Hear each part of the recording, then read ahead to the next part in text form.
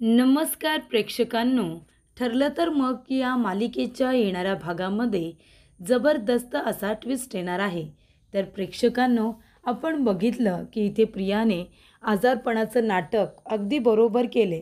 प्रिया इथे 2-3 दिवस जेवतच नाही आणि न जेवल्यामुळे तिला इथे चक्कर येते, कारण तिला खूप विकनेस आलेला असतो. मग चक्कर आल्यानंतर इथे तिला हॉस्पिटलमध्ये ॲडमिट करायला हवं आहे, नाहीतर तिची तब्येत अजूनच बिघडेल असं डॉक्टर सांगतात. आणि अश्विन तिथे असल्यामुळे तो तर पोलिसांना खूपच जास्त दबाव टाकतो आणि काही करून प्रियाला हॉस्पिटलमध्ये नेलंच पाहिजे असं सुद्धा सांगतो.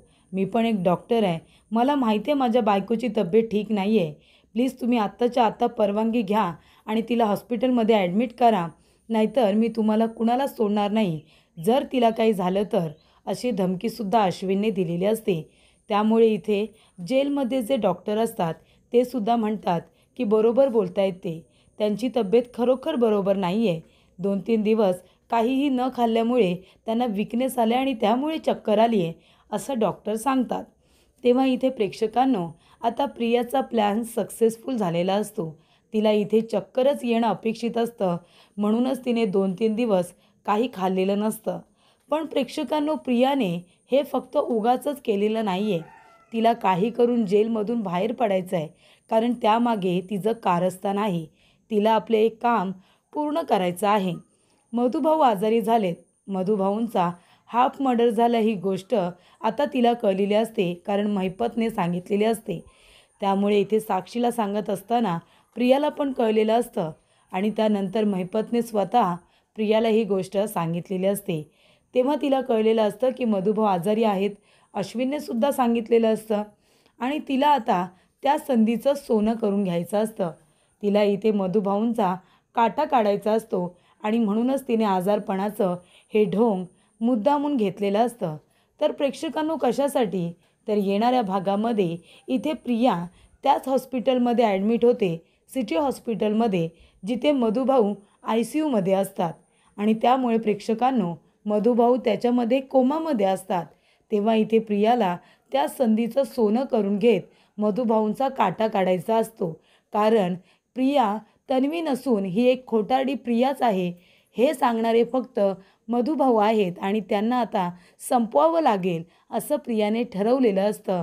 म्हणूनच इथे तिला आता एकमेव पुरावा, जो की मधुभाऊ आहेत, त्यांना नष्ट करायचं असतं. त्यामुळे इथे प्रियाला काही करून आता जेलमधून बाहेर पडायचंच असतं आणि त्यामुळे तिने हे सगळं नाटक केलेलं असतं. त्याचबरोबर इथे जेव्हा प्रिया मधुभाऊंचा काटा काढण्यासाठी आता ICUमध्ये येते आणि बघते की मधुभाऊ कोमामध्ये आहेत, ते काहीच हालचाल करत नाही आहेत, त्यांचे डोळे उघडे आहेत. तेव्हा इथे प्रिया हळूच त्यांचा ऑक्सिजन मास्क बाजूला करून त्यांच्या तोंडावरती उशी दाबण्याचा प्रयत्न करणार असते. आणि तेव्हाच प्रेक्षकांनो, तिथे आता अर्जुन आणि सायली दोघेजण आलेले असतात आणि प्रियाला रंगेहात पकडतात. आणि त्याचबरोबर इथे आता प्रिया नाटक करत असते त्यांच्या डोक्याखाली उशी देण्याचं. पण तरीसुद्धा इथे अर्जुन आणि सायलीला प्रियावरती जबरदस्त संशय आलेला असतो आणि तेव्हा इथे सायलीने प्रियाच्या जोरदार कानाखाली दिलेली असते, कारण ती मधुभाऊंच्या रूममध्ये आलेली असते, ते सुद्धा कुणीही नसताना. तेव्हा सायलीला त्या गोष्टीचा खूप राग येतो. तर अशा पद्धतीने गोष्टी पुढे घडत जाणार आहेत. तर प्रेक्षकांनो, येणाऱ्या भागामध्ये कशा पद्धतीने या गोष्टी घडणार आपण सविस्तरपणे बघूया. तर इथे आता प्रियाने चक्कर येण्याचं नाटक अगदी हुबेहूब केलेलं आहे. त्यामुळे इथे डॉक्टरांनी सुद्धा सांगितले की त्यांना हॉस्पिटलाइज करा, त्यांना हॉस्पिटलमध्ये ॲडमिट करा, नाहीतर त्यांच्या जीवावरती बेतू शकतं. एकतर त्या काही खात नाही आहेत. तेव्हा प्रेक्षकांनो, इथे आता साक्षी बोलते की ती नाटक करते. अजिबात तिच्या बोलण्यावरती विश्वास ठेवू नका, कारण का 2-3 दिवस तिने मुद्दामून खाल्लेलं नाही आहे, कारण तिला इथून बाहेर पडायचं आहे. तुम्ही तिला 4-5 घास खायला द्या, जरा तिला दम द्या, बरोबर ती सरळ होईल. तेव्हा इथे अश्विन म्हणतो, गप्प बसलीस का तू? तुझं तोंड बंद करून ठेव. तुझ्यामुळे माझ्या बायकोची ही अवस्था आहे आणि तू उगाचच बोलू नकोस. तेव्हा इथे साक्षी म्हणते की माझ्यामुळे नाही, तिच्यामुळे मी जेलमध्ये आहे. ही सगळी चुकी जर कुणाची आहे ना, तर ती या प्रियाची आहे असं साक्षी म्हणते. तेव्हा अश्विन, प्रिया आणि त्याचबरोबर साक्षी एकमेकांवरती आरोप करत असतात. त्याच्यामध्ये जर कुणाचं चालत असतं तर ते प्रियाचं, प्रिया आपली गप्प तिथे चक्कर येऊन बसलेली असते आणि डॉक्टर म्हणत असतात की त्यांच्यावरती उपचार होणं गरजेचं आहे. अश्विन म्हणतो, डॉक्टर तुम्हालाही तसंच वाटतंय ना? मलाही तसंच वाटतंय. तुम्ही प्लीज तुमच्या ह्या स्टाफला समजवा आणि माझ्या बायकोला हॉस्पिटलमध्ये ॲडमिट करू द्या. तेव्हा इन्स्पेक्टर साहेब म्हणतात, तुम्ही एक काम करा, तुमच्या बायकोला घेऊन थोडा वेळ बाहेर या, तिला थोडी बाहेरची हवा लागू दे, थोडं बरं वाटेल. तेव्हा साक्षी म्हणत असते, नाही या अजिबात तिला इथून कुठेही घेऊन जाऊ नका. ऐका माझं, नाटक करते ती. पळून वगैरे जाण्याचा प्लॅन असेल तिचा, तिच्या बोलण्यावरती विश्वास ठेवू नका. तेव्हा इथे अश्विन काही ऐकायला अजिबातच तयार नसतो. त्यामुळे प्रेक्षकांनो, इथे आता अश्विन म्हणतो, काही झालं तरी माझ्या बायकोला मी हॉस्पिटलमध्ये घेऊन जाणार. मी एक डॉक्टर आहे, मला माहिती आहे तिला खूप विकनेस आला आहे. आणि इथे आता हळूच प्रिया अश्विनला म्हणत असते, अश्विन प्लीज, काही झालं ना तरीसुद्धा मधुभाऊ जिथे ॲडमिट आहेत ना, प्लीज मला तिथेच ॲडमिट कर. हे बघ, मला बरं पण वाटत नाही आहे, माझेसुद्धा उपचार होतील आणि एकाच मार्गाने मला मधुभाऊंना बघता येईल. प्लीज अश्विन, प्लीज तुम्हाला सिटी हॉस्पिटललाच घेऊन चल. प्लीज यांना तू कन्व्हिन्स कर आणि म्हण की सिटी हॉस्पिटललाच ॲडमिट करूया म्हणून. तेव्हा प्रेक्षकांनो, इथे आता अश्विन म्हणत असतो, इन्स्पेक्टर काय चाललं आहे तुमचं? प्लीज तुम्ही तुमच्या वरिष्ठांची परवानगी घ्या आणि लवकरात लवकर माझ्या बायकोला सिटी हॉस्पिटलमध्ये ॲडमिट करा. ते हॉस्पिटल चांगलं आहे, ती लवकर तिथे रिकवर होईल आणि मग हवं तर ती परत येईल. पण आधी तुम्ही त्यांची परवानगी घ्या. 2-3 दिवस तिला ॲडमिट करावंच लागणार आहे. तेव्हा इथे आता प्रियाला आनंद होतो, चला बाबा 2-3 दिवस का होईना पण या जेलमधून बाहेर राहता येईल. आणि महत्त्वाची गोष्ट म्हणजे मला नागराज काकांना भेटता येईल. त्यांनासुद्धा मला सांगायचं आहे की महिपत कशा पद्धतीने मला धमकी देतो आहे. आणि महत्त्वाची गोष्ट म्हणजे जे पुरावे आहेत, जे माझ्याकडे पुरावे आहेत, ते पुरावेसुद्धा मला नीट ठेवायचे आहेत, असं इकडे प्रिया म्हणत असते. तेव्हा इथे तिला चांगलं चुंगलं खाण्यासाठी, त्याचबरोबर अश्विनला तिला काही गोष्टी सांगायच्या असतात की कशा पद्धतीने मला बाहेर काढण्याचा प्रयत्न कर आणि म्हणूनच तिला तिथून बाहेर पडायचं असतं. आणि महत्त्वाची गोष्ट म्हणजे तिला मधुभाऊंचा काटा काढायचा असतो. त्यामुळे प्रेक्षकांनो, इथे प्रिया आता सिटी हॉस्पिटलमध्ये येण्याचा हट्ट करत असते. तेव्हा डॉक्टरांनी सांगितल्यामुळे इथे आता वरिष्ठांनासुद्धा प्रियाची तब्येत ठीक नाही आहे ही गोष्ट समजते. तेव्हा इथे आता वरिष्ठांनी परवानगी दिलेली असते, पण 2 पोलीस तिच्या देखरेखीसाठी हॉस्पिटलमध्ये येणार असं सुद्धा सांगण्यात आलेलं असतं. तेव्हा इथे आता पोलिसांना घेऊनच प्रियाला त्या हॉस्पिटलमध्ये घेऊन जातात. तिथे तिला ॲडमिट वगैरे केलं जातं, सलाईन वगैरे लावलं जातं. त्यानंतरला इथे प्रियाला हळूहळू बरं वाटतं. तेव्हा अश्विन म्हणतो, तन्वी तू फक्त बोल तुला काय खायचं आहे. तू तिथे 2-3 दिवस जेवली नाही आहेस ना, कारण तिथलं जेवण तुला आवडत नाही मला माहिती आहे. तू फक्त सांग की तुला काय जेवायचं आहे. तू जे काही सांगशील ना ते सगळं मी तुझ्यासाठी ऑर्डर करतो आहे. तुला घरचं जेवण हवं आहे का? तेव्हा इथे आता प्रियाला सायलीच्या हातचं जेवण हवं असतं, कारण तिला सायलीच्या हातचं जेवण खूप आवडतं. तेव्हा इथे प्रिया म्हणते की अश्विन, तू नंतर मला बाहेरून काहीतरी चमचमीत ऑर्डर कर. सगळ्यात आधी तर मला सायलीच्या हातचं जेवण जेवायचं आहे. तू प्लीज एक काम कर ना, घरी जा आणि तिच्या हाताने बनवलेल्या त्या नरमसूत पोळ्या, त्याचबरोबर त्या भाज्या, भात, वरण हे सगळं काही घेऊन ये. मला सायलीच्या हातच्या जेवणाचा पूर्ण डबा भरून घेऊन ये. आणशील ना अश्विन प्लीज, मला तिच्या हातचं जेवण जेवायचं आहे. तेव्हा इथे अश्विन म्हणतो, अगं तुला तिच्या हातचं का जेवायचं आहे? मी हॉटेलमधून इथे चविष्ट जेवण ऑर्डर करतो ना. तू फक्त बोल तुला काय हवं आहे. तुला चिकन, मटण जे काही हवं आहे ते सांग ना. तेव्हा इथे प्रिया म्हणते, अश्विन अरे हे सुद्धा मला खायचंच आहे. पण हे बघ, अरे मी त्या जेलमध्ये ना सायलीच्या हातचं जेवण खूप मिस केलं आहे. तुला माहिती आहे ना सायली किती छान जेवण बनवते, म्हणून आधी मला ना तिच्या हातच्या जेवणाचं खूप दिवस क्रेविंग होतं आहे. तू आधी एक काम कर, जाऊन डबा भरून माझ्यासाठी घेऊन ये, मला पोटभर जेवायचं आहे. तेव्हा इथे अश्विन म्हणतो, ठीक आहे, मी तुझ्यासाठी जेवणाचा डबा घेऊन येतो. त्यानंतर अश्विन प्रेक्षकांनो घरी गेलेला असतो आणि तोपर्यंत इथे प्रिया आता शुद्धीवरती आलेली असते.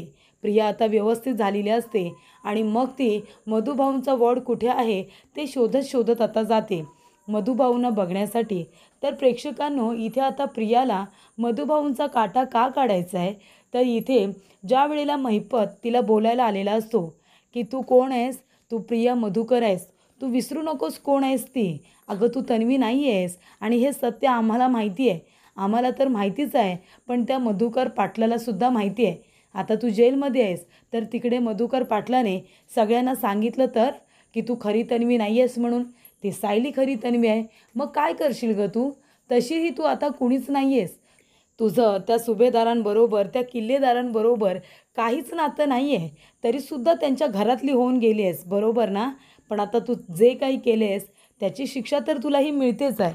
पण महत्त्वाची गोष्ट म्हणजे लवकरच आता मधुकर पाटील सगळ्यांना सांगतील की खरी तन्वी तर आमची सायली आहे, तू तर कुणीच नाही आहेस. मग तर तुला कुणीही बाहेर काढण्याचा प्रयत्न देखील करणार नाही, असं इथे महिपत तिला म्हणालेला असतो. आणि त्यामुळे प्रेक्षकांनो प्रिया घाबरलेली असते. प्रिया म्हणते की आता मधुभाऊ परत आलेत, त्याच्यामुळे त्यांना तर कळेलच. ते शोध लावण्याचा नक्कीच प्रयत्न करतील की मी तन्वी किल्लेदार कशी काय असू शकते. आणि कदाचित जर मधुभाऊने काही जुन्या गोष्टी बाहेर काढल्या आणि त्याच्यामधून त्यांनी सांगितलं तर की ही सायली आहे आणि सायली हीच तन्वी आहे, प्रिया मधुकर ही खरी तन्वी नाहीच आहे, या सगळ्या गोष्टी जर कोण स्पष्ट करू शकतं तर ते फक्त आणि फक्त मधुभाऊ आहेत. फक्त मधुभाऊ एकमेव व्यक्ती आहे जी सांगू शकते की प्रिया तन्वी नाही आहे, सायली ही तन्वी आहे. फक्त मधुभाऊच या गोष्टीचा खुलासा करू शकतात.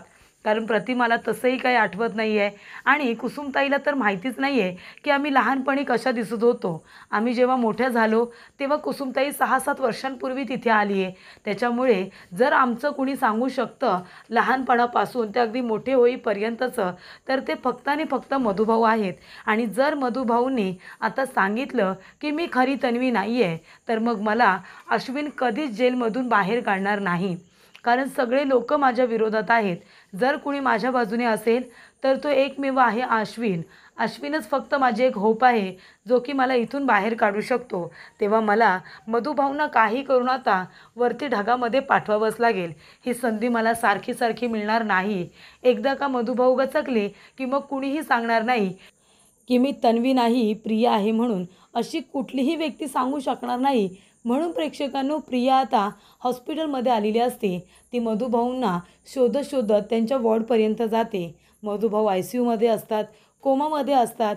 त्यानंतर प्रिया तिथे जाते आणि मधुभाऊंना म्हणते की मधुभाऊ, तुमच्यामुळे फक्त मी जेलमध्ये आले, तुमच्यामुळे मी ही शिक्षा भोगते, कळते ना तुम्हाला? आणि इथे आता प्रिया त्यांच्या तोंडाला असलेला ऑक्सिजन मास्क बाजूला काढून ठेवते आणि तिथूनच एक उशी घेऊन मधुभाऊंच्या तोंडावरती दाबण्याचा प्रयत्न करते. म्हणते मधुभाऊ, तुम्हाला जावंच लागेल, नाहीतर माझं सत्य आज ना उद्या तुम्ही शोधून काढालच आणि सगळ्यांना सांगाल की खरी तन्वी तुमची साऊ आहे ते. त्यामुळे तुम्हाला आता जावंच लागणार आहे. आणि ती आता मधुभाऊंच्या तोंडावरती उशी अशी दाबणार.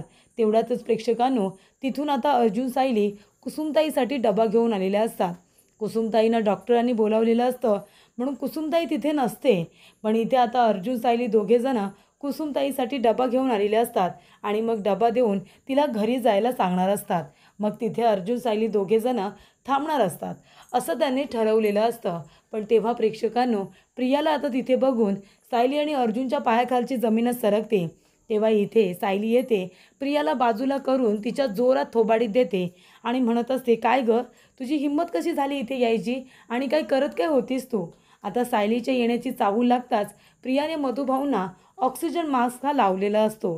पण त्यांच्या डोक्याखालील उशी जी बाजूला केलेली असते ती त्यांच्या तोंडावरती दाबण्याचा जो काही तिचा प्रयत्न सुरू असतो तो मात्र फसलेला असतो. कारण तेव्हा तिथे सायली पोचलेली असते आणि सायलीने ते प्रकरण थांबवलेलं असतं. तेव्हा ती म्हणते, काय गं, तू इथे काय करतेस? कुणी सोडलं तुला जेलमध्ये? तुझी अजून 5-7 वर्ष पूर्ण झालेली नाही आहेत, कळत नाही का तुला?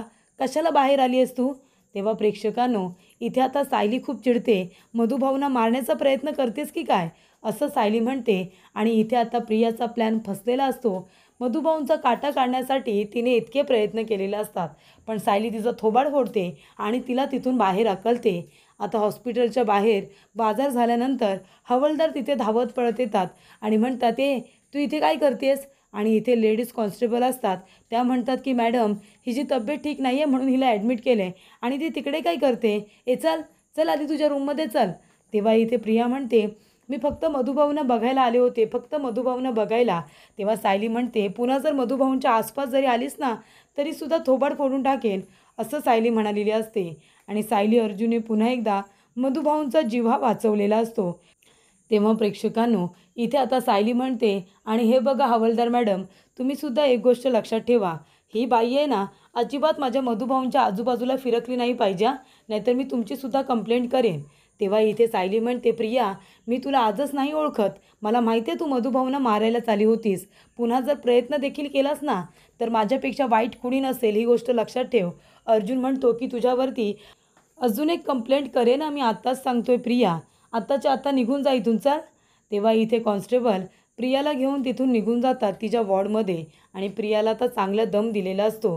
तर इथे प्रियाचा जो काही प्लॅन असतो तो फसलेला असतो. सायली अर्जुन म्हणतात की जोपर्यंत ही प्रिया इथे हॉस्पिटलमध्ये काही दिवस ॲडमिट आहे तोपर्यंत आपण कुणी ना कुणीतरी मधुभाऊंजवळ राहिलंच पाहिजे. तेव्हा सायली म्हणते, मी मधुभाऊंना सोडून आता कुठेही जाणार नाही आहे. त्यानंतर प्रेक्षकांनो इथे अश्विनने सायलीने बनवलेल्या जेवणाचा डबा आता आणलेला असतो. तेव्हा इथे प्रिया तो डबा उघडते आणि इथे आता हावऱ्या वाणी ते जेवण जेवत असते. तेव्हा अश्विन तिच्याकडे बघतच राहतो.